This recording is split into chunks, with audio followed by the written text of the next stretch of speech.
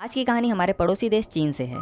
ये कहानी एक ऐसी अंधेरी रात के एक ऐसे बस सफर की है जिससे कई सारे रहस्य जुड़े हुए हैं और इस घटना के बाद कई लोगों ने तो रात में सफर करना ही बंद कर दिया था और खासकर इस रूट पर। कहानी शुरू होती है चीन की राजधानी बीजिंग से कुछ किलोमीटर दूर yuan Ming yuan bus terminus से। 14 नवंबर 1995 की देर रात एक बस yuan Ming yuan bus terminus से निकलती है।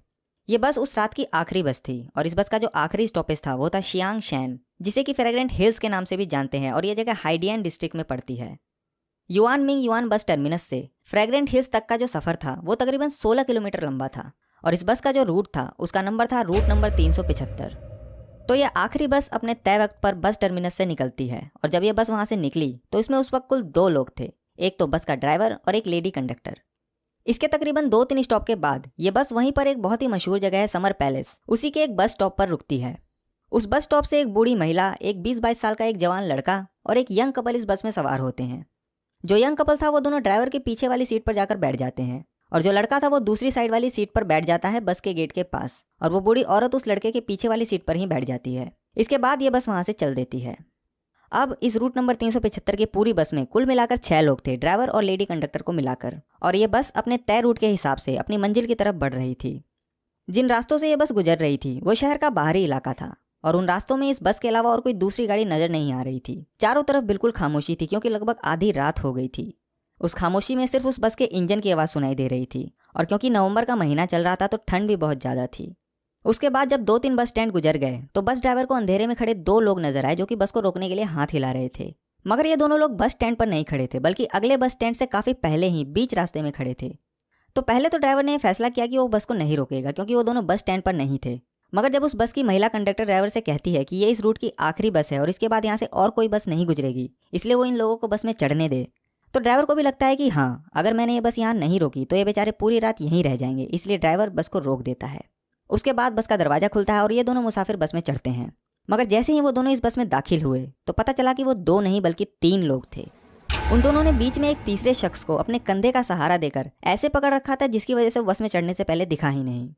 बीच वाला शख्स जो बस में चढ़ने के बाद दिखा, उसके दोनों हाथ बाकी के दोनों लोगों के कंधे पर रखे हुए थे। उस बीच वाले आदमी का सर नीचे की ओर झुका हुआ था और उसके बाल बिखरे पड़े थे जिसकी वजह से उसका चेहरा देख पाना मुश्किल था। और बाकी के 2 लोग जिन्होंने उसे सहारा दे रखा था उनका चेहरा बिल्कुल सफ़ेद था, मतलब एक नॉर्मल इंसान से भी ज़्यादा सफ़ेद। इन तीनों ने ही चीन के ट्रेडिशनल कपड़े पहन रखे थे जो कि क्विंग राजवंश के दौरान पहने जाते थे। उसके बाद ये तीनों बिना किसी से कुछ बोले बस की पीछे वाली सीट पर जाकर बैठ जाते हैं और ये बस वहां से चल देती है। मगर इन तीनों को देखकर बस में बैठे बाकी के पैसेंजर घबरा जाते हैं क्योंकि एक तो आधी रात का वक्त और पहले 2 लोगों का दिखना और फिर अचानक से 3 लोगों का चढ़ना और ऊपर से उनके अजीब से कपड़े। तो इन सब वजहों ने बाकी के मुसाफिरों के अंदर एक बेचैनी सी पैदा कर दी और वो सभी घबराकर एक दूसरे को देखने लगे। उस बस की जो लेडी कंडक्टर थी उसने इन लोगों को शांत करने की कोशिश की और कहा कि हो सकता है कि ये तीनों किसी नाटक वगैरह में काम करते हैं और बस पकड़ने की जल्दी में अपने कपड़े उतारना भूल गए हो, इसलिए आप लोग घबराओ मत। उस महिला कंडक्टर की बात सुनकर वो लड़का और यंग कपल तो शांत हो जाते हैं मगर वो बूढ़ी औरत शांत नहीं होती और वो बार बार पीछे मुड़कर उन तीनों को देखे जा रही थी। इसके 2-3 स्टॉप के बाद वो जो यंग जोड़ा बस में बैठा था उनका स्टॉप आ जाता है, तो वो बस से उतर जाते हैं और फिर ये बस अपनी मंजिल की तरफ चल देती है। अब उस बस में टोटल 7 लोग सवार थे, एक बूढ़ी महिला, एक लड़का, एक बस ड्राइवर, एक लेडी कंडक्टर और वो 3 पैसेंजर जो सबसे लास्ट में चढ़े थे। बाहर ठंडी हवाओं का शोर सुनाई दे रहा था और बस के अंदर वो लेडी कंडक्टर और बस ड्राइवर एक दूसरे से हंसी मजाक कर रहे थे। अचानक से वो जो बूढ़ी औरत थी वो अपनी सीट से खड़ी होती है और अपने आगे वाली सीट पर बैठे लड़के पर चिल्लाने लगती है और कहती है कि उसने उसका पर्स चुरा लिया। इस बात पर उस लड़के को भी गुस्सा आ जाता है और वो भी उस बूढ़ी औरत से बहस करने लगता है। ये शोर सुनकर उस बस की जो लेडी कंडक्टर थी वो भी वहां आ जाती है और पूछने लगती है कि आखिर क्या हुआ। तो वो बूढ़ी महिला कहती है कि इस लड़के ने मेरा पर्स चुरा लिया, मगर वो लड़का कहता है कि उसने कोई चोरी नहीं की। धीरे धीरे ये झगड़ा इतना बढ़ जाता है कि वो बूढ़ी महिला उस लड़के का कॉलर पकड़ लेती है और कहती है कि अगले स्टॉप पर बस रोको, मुझे उतरना है और इस लड़के को पुलिस के हवाले करना है। वो लेडी कंडक्टर उस बूढ़ी औरत को शांत करने की बहुत कोशिश करती है मगर वो किसी की नहीं सुनती और अपनी बात पर अड़ी रहती है कि अगले स्टॉप पर वो इस लड़के को पुलिस स्टेशन लेकर जाएगी। आखिरकार बस का ड्राइवर अगले स्टॉप पर बस को रोक देता है। जैसे ही बस रुकती है वो बूढ़ी महिला उस लड़के का कॉलर पकड़कर खींच के बाहर लाती है और फिर वो बस वहां से आगे चली जाती है। अब वो बस तो चली गई मगर जब वो लड़का चारों तरफ देखता है तो ना तो उसे कोई पुलिस स्टेशन नजर आता है और ना ही कोई दूसरा इंसान, चारों तरफ बिल्कुल अंधेरा था। इसके बाद वो गुस्से से उस बूढ़ी औरत से बोलता है कि तुम्हारे इस झूठे इल्जाम की वजह से मेरी आखिरी बस छूट गई और इसके बाद कोई दूसरी बस भी नहीं आएगी, तो मैं अब अपने घर कैसे जाऊंगा और यहाँ तो कोई पुलिस स्टेशन भी नजर नहीं आ रहा। तो वो बूढ़ी महिला उससे कहती है कि यहाँ कोई पुलिस स्टेशन नहीं है और मैंने तुम्हें यहाँ किसी पुलिस स्टेशन ले जाने के लिए नहीं उतारा, बल्कि मैंने तुम्हारी जान बचाई है। वो बोली कि मेरे पास और कोई रास्ता नहीं था और मुझे तुम्हें इस तरह उतारना था ताकि किसी को कोई शक न हो। उस बूढ़ी औरत की ये बात सुनकर वो लड़का सोच में पड़ जाता है और कहता है कि तुमने मेरी जान कैसे बचाई। तो वो बूढ़ी औरत बोलती है कि तुम्हें वो 3 लोग याद है जो सबसे आखिरी में बस में चढ़े थे। तो लड़का कहता है हाँ याद है, थोड़े अजीब से थे। तो वो बोली कि जब से वो बस में चढ़े थे तभी से मुझे कुछ अजीब से लग रहे थे, इसलिए मैं बार बार उन्हें पीछे मुड़ मुड़ कर देख रही थी। इसी बीच एक बार खिड़की से तेज हवा बस के अंदर आई और उनके कपड़े हवा में उड़े। तो मैंने देखा कि उन तीनों के पैर गायब थे और मुझे पक्का यकीन है कि वो तीनों इंसान नहीं थे। मुझे अपने साथ साथ तुम्हारी भी जान बचानी थी, इसलिए मैंने तुम पर झूठा इल्जाम लगाकर बस से उतार दिया। जैसे ही ये बात उस लड़के ने सुनी उसके पसीने छूट गए। उसके बाद ये दोनों थोड़ी दूर आगे एक पुलिस स्टेशन था, वहां गए और इन 3 रहस्यमय लोगों के बारे में बताया। और जब उस बूढ़ी औरत ने ये बताया कि उन तीनों के पैर नहीं थे तो पुलिस को लगा कि वो मजाक कर रही है और ये उसका वहम होगा, और फिर पुलिस ने दोनों को अपने अपने घर भेज दिया। उसके बाद 14 नवंबर 1995 की वो रात बीत गई, मगर अगले दिन 15 नवंबर को एक चौंकाने वाली चीज हुई। पता चला कि रूट नंबर 375 की जो आखिरी बस yuan Ming yuan bus terminus से निकली थी और जिसे फ्रैग्रेंट हिल्स पहुंचना था, वो बस फ्रैग्रेंट हिल्स के बस डिपो पहुंची ही नहीं। मतलब कि जिस बस को 14 नवंबर की रात को ही बस डिपो पहुंच जाना चाहिए था, वो बस अभी तक गायब थी। और न सिर्फ बस गायब थी बल्कि उसके साथ साथ बस का ड्राइवर और लेडी कंडक्टर भी गायब थी। इसके बाद बस डिपो वालों ने पुलिस के पास उस बस की मिसिंग रिपोर्ट लिखाई। अब जैसे ही पुलिस को पता चला कि रूट नंबर 375 की वो आखिरी बस गायब हो गई है, तब उन्हें वो बूढ़ी महिला और वो लड़का याद आया। फिर उन दोनों को पूछताछ के लिए बुलाया गया और उन्होंने फिर से वही कहानी दोहराई, पर इस बार पुलिस ने उनकी बातों को सीरियस लिया और बहुत ढंग से सुना।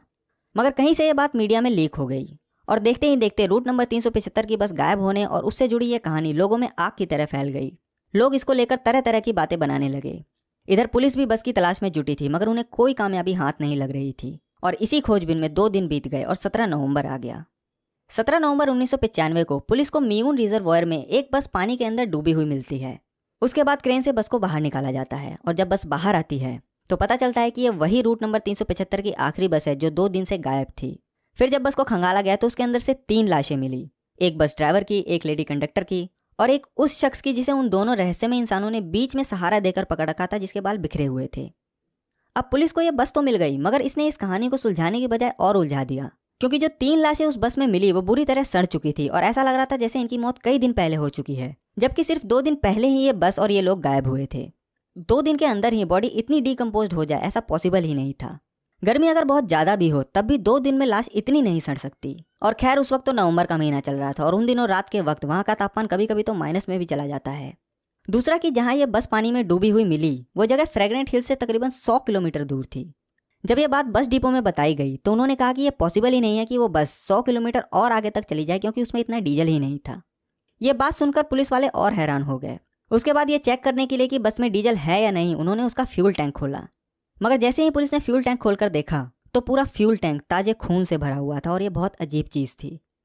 इसके बाद पुलिस ने सीसीटीवी कैमरे खंगाले तो पता चला कि जहां से वो बूढ़ी औरत और वो लड़का बस से उतरा था वहां तक तो ये बस कैमरे में दिखी, मगर उसके आगे ये बस किसी भी कैमरे में कैद ही नहीं हुई। और क्यों कैद नहीं हुई इसका जवाब किसी के पास नहीं था।